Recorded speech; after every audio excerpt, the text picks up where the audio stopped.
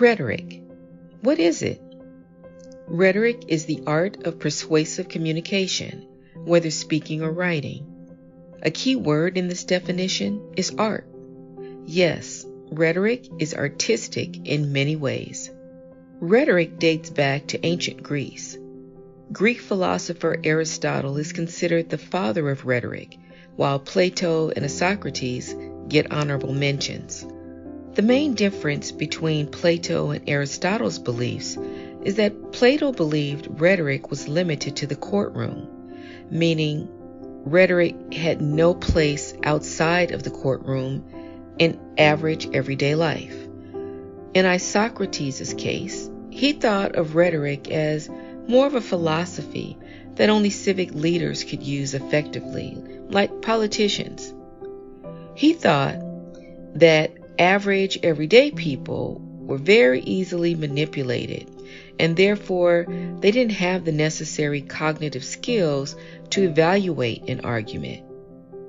It was only Aristotle that ran with the idea that all people have the ability to understand truth and distinguish injustice from justice on any topic.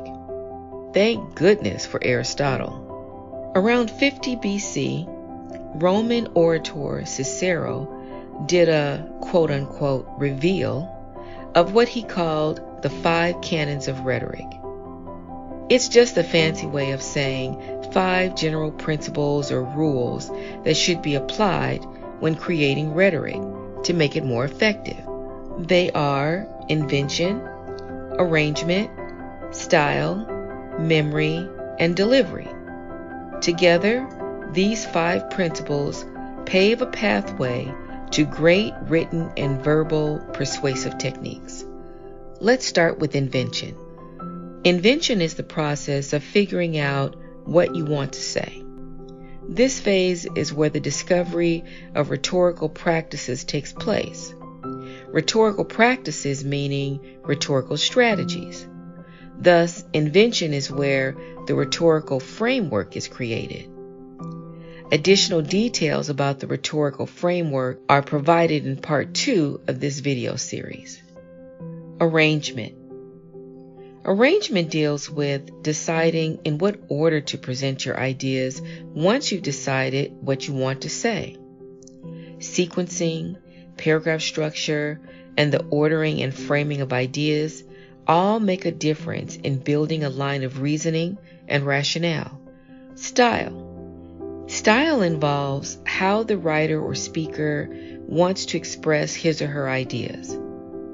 The word choice, sentence structure, and figurative language choices can enhance an audience's perception of a given message. Memory. Memory involves, of course, memorizing the text.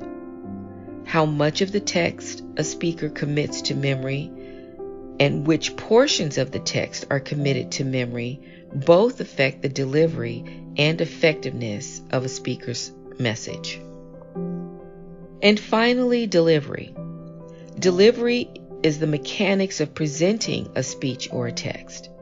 Memory plays an important role here because knowing what one is going to say and how one is going to say it allows a speaker to focus on details such as eye contact, posture, and voice projection, which are critical elements of delivery.